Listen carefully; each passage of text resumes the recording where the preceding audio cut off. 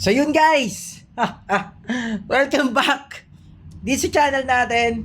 So gagawa lang tayo ng isang PvP content, no? Bakit? Kasi kaka gem conquest ko lang, meron akong naka-party, ay meron akong ka-team, no, na buffer.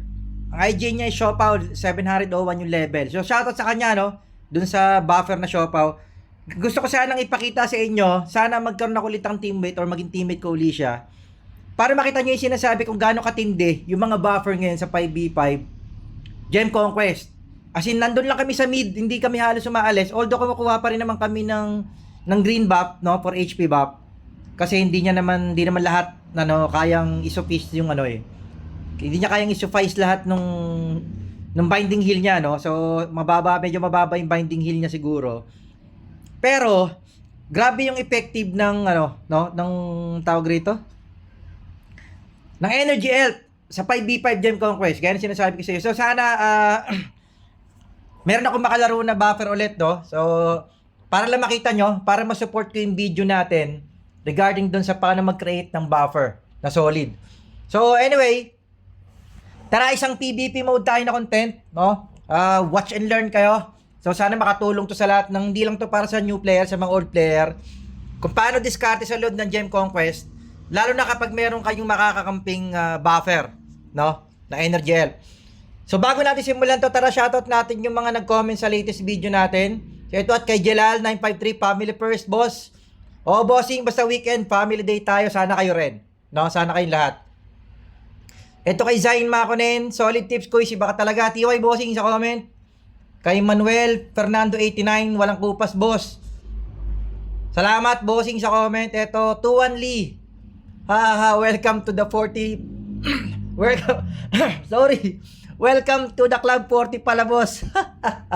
So malamang 40 na rin to nag-comment eh. Again, sa lahat ng 40 plus, no?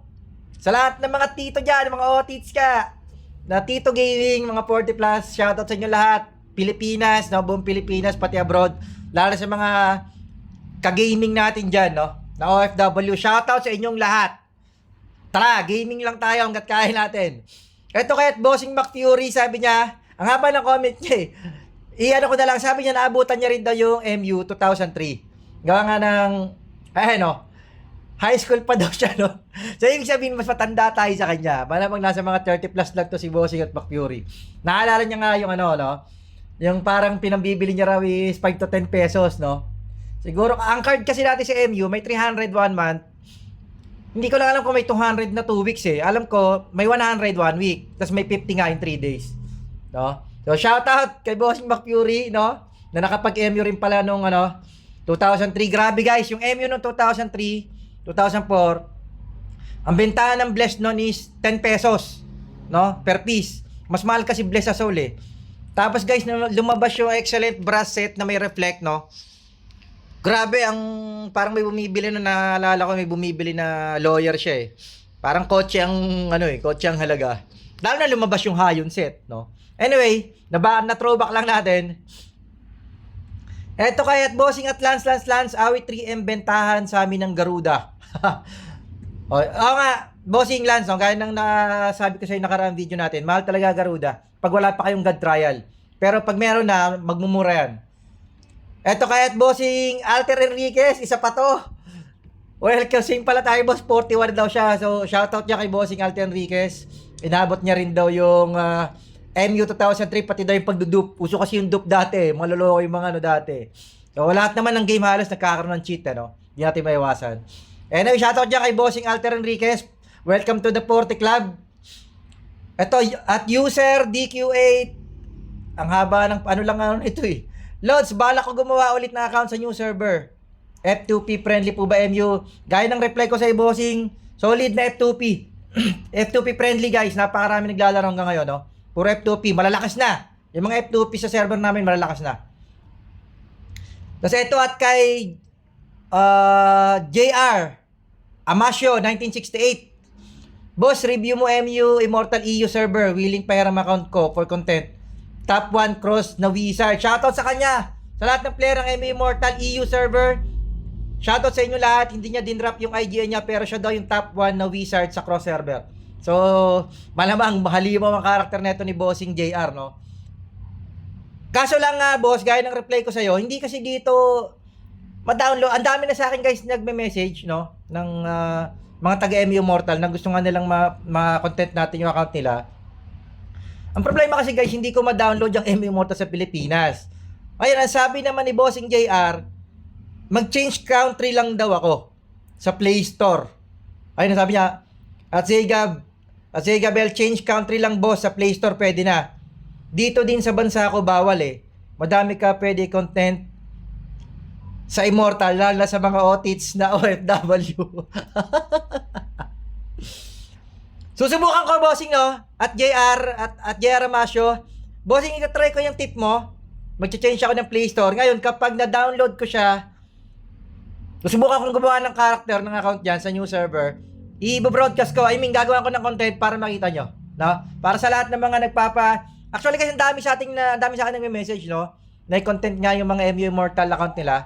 Karamihan na rin nag-message sa akin, guys. Puro halimaw, actually. Puro halimaw yung mga account nila. Anyway, shoutout sa inyo lahat dyan, guys. MU Immortal, lahat ng playing dyan abroad, no? Gaya na sinasabi ko lagi. Tara, pasukin natin yung isang PvP event, no? Ito yung Gem Conquest. Para sa mga new player na di nakakaalam, sa mga old player naman, guys. Gusto kong makita nyo yung gameplay ng Gem Conquest na may buffer. Sana meron tayo makakamping buffer. Kung wala man, ipapakita ko lang sa inyo kung paano ako maglaro ng Gem Conquest. So, ganoon na lang. Pero sana may buffer tayong makasama, no? So, unang-una guys, ganyan sinasabi ko, ako kasi pag nagpe-PB ako, hindi ako gumagamit ng demon, no? Lagi ako naka-angel, infi. Hindi ako gumagamit ng demon. Yung iba kasi yun ang gusto nila eh. Kasi ang dahilan nila, para ma-burst nila yung kalaban. Para sa akin kasi guys, sa PvP, hindi lang burst damage ang importante. Ang importante sa PvP is yung ano bang tawag sa ganito? Yung perseverance mo sa PK. Yung mas matagal kang patayin, minsan yun ang mas nakakalamang. Kasi kahit na nakaka-burst ka ng damage, kung nakalaban mo naman bawa Dragon Knight din na medyo makunat, o Rage Fighter, marereflect ng damage mo, no? Ikaw, madali ka nilang mapipitas. So ako, never akong gumagamit ng imp, no, ng demon pag nagpe-PvP event ako, no? So lagi akong naka-angel kapag Dragon Knight. Pero kapag Agile pang gamit ko guys, nagsi-switching ako, no? Pero pag trip ko mag-imp, no, yung mag-demon sa Agile, gumagamit ako ng Golden Demon Fighter. Okay, so tara guys. Pa isang PvP lang Gem Conquest. Ito yung gameplay sa mga hindi nakakaalam. So itong game na to, paramihan kumuha ng gem, no? Kung sinong makakuha ng 20 gem, so magka-countdown ng 20 seconds, sila yung mananalo. Okay? Ito, tara. Ang una kong ginagawa guys, pag nag-gem conquest ako, pinipitas ko yung mga malalambot. Tulad nito. So hindi yan. Hindi, ito. Ito, like kong hinahanap guys yung malalambot, no? Kasi yun ang kailangan nating pitasin. Mga... So, di ba? Ang laging target, tulad yan, MG, no? Yun ang laging focusan nyo ng ano. Tapos guys, may mga buff dito. Ito, kukuha tayo ng heal buff, no? Ito, o yan. So, yun yung heal buff na pwede nyo kunin. Meron ding attack buff. Ito, papakita ko sa inyo naman yung attack buff. Wait lang. Ito guys, tulad nito, yung sinasabi ko sa inyo, di ba? Makunat na Dragon Knight. Kapag naka-demon kayo doon, naka-demon na tawag rito, naka-inpi ba? Naka-inpi imp. Madali kayo malulusaw. Ngayon, since Dragon Knight tayo guys, hahanapin lang lagi natin itong mga gantong... So guys, ito yung sinasabi ko sa inyo, pangontra ng tawag rito, ng mga wizard sa Dragon Knight, yung handheld thunder na yun, ibang ano talaga yon. Grabe yung handheld thunder. So kita nyo, halos di tayo nakalapit sa kanya, nakakuha siya ng heal. Kaya doon sa mga mage, sa mga mage, huwag nyo pabayaan yung handheld thunder guys, napakalaking bagay. So tara, ito hanahantingin natin tong. Ito guys, nakikita nyo tong wizard sa taas. ito yung ibig sabihin, ito yung may pinakamaraming gem sa kanila. Ito, tong Wiz na to. Ayan, okay, yung parang naka-highlight yung pangalan. Ito. So, ayan, kita nyo 5 yung ano niya kasi naka-highlight yung pangalan niya. So, hindi na makakatakbo sa atin to, sigurado. Dahil may kampi tayong wizard na umahabol din sa kanya. Pero ang kunat niya, guys, kita nyo, guys, kunat ng Wiz. So, hindi siya makakawala sa amin. Gawa ng, tingnan nyo, guys, ginagawa ng kampi nating wizard. Diba? Hina-handheld thunder niya lang din. So, ganun ang ginagawa niya. Diba? Ganun kalaking bagay yung handheld thunder sa mga wizard, tsaka sa mga AGL, ay sa mga energy MG, sorry. Eto guys, depth buff, no? So, may mga buff siya. So, eto favorite target natin. Kung di lang tayo ma-handheld thunder, malulusaw sa atin to. Diba? So guys, tulad ng sinasabi ko, MG talaga ang pinakamabilis sa target. Kung di lang siya nakakuha ng buff. Anyway, tingnan nyo guys, oh. Kaya sinasabi ko na nerf ang MG, gawa nga ng grabe talagang ang bilis nilang lusawin, no? So ito yung mga gem guys na kinukuha. Okay, so wag nyong ipamimigay ang gem na yan. Kuha tayo ng region sa taas. So mayroong buff dito. Ang problema guys, ito, itong laro namin, para may kampi kaming bot. Ito, nasa taas, oh. Ito, mukhang bot to. Yung Dragonite dito, ito, sino kaya to? Ito, si Suplado 1, malamang bot to. So, yun na mahirap. At may kampi kaming bot, kasi parang 4v5 na laban pag ganon. So, ayun, pinipreheat tayo ng AMG sa likod. Yun na masaklap. Out! Yun lang, nasa atin pa naman yung gem. Dami. Diba? Yun ang problema. Kapag mag-isa ka lang ay kapag buti nakakuha tayo ng regen. Takbo, Diego. Di ka makakatakbo sa akin, Brad. Pero makunat siya, ah. Kagi, dapat pala kinuha natin yung. So, yun ang mali natin. Hindi natin siya priority.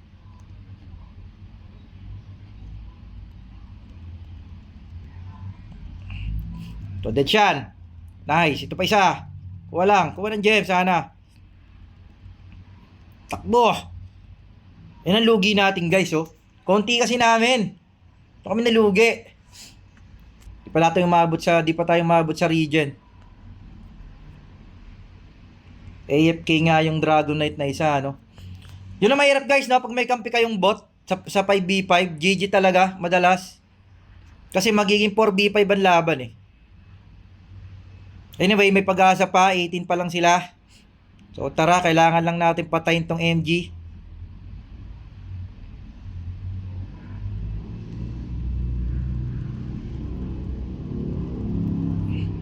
Yung MG ang kailangan natin patayin. Ito. Ito ang kailangan nating habulin. So nga pala guys, yung MG, no, yung buff nila, pampabilis ng movement speed yun. Okay, sa mga hindi nakakaalam, tulad niya, no, nai-slow nila tayo tapos mabilis yung movement speed nila. O tara, ayun na. Naabot na natin tong isa. Nice.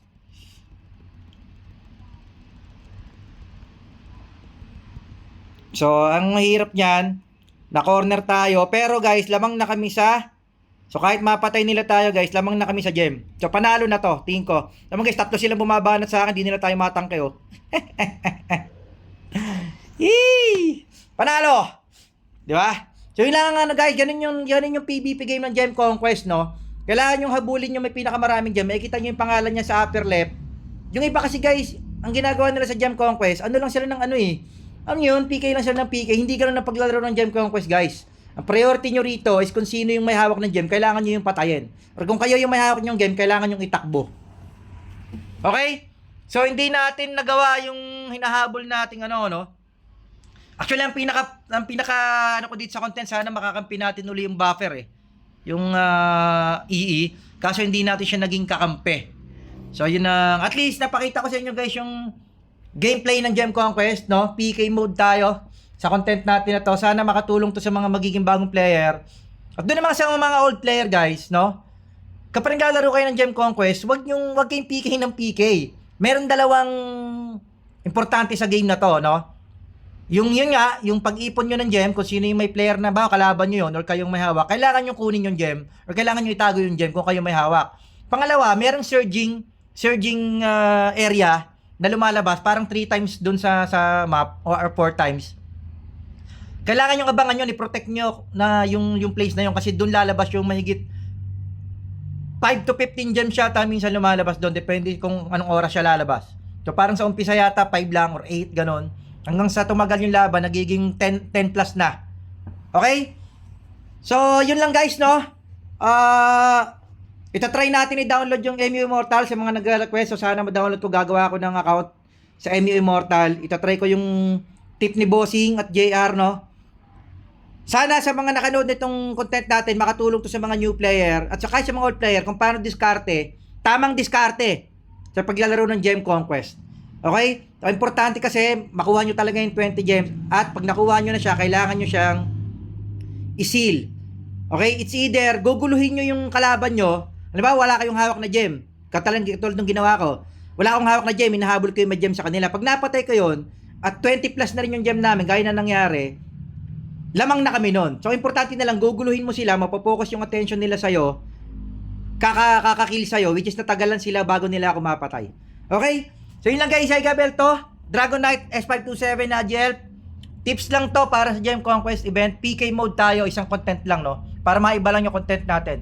Again, shoutout sa lahat ng mga tito dyan, o tits, na OFW, US server, Europe, Southeast Asia, ano pa ba?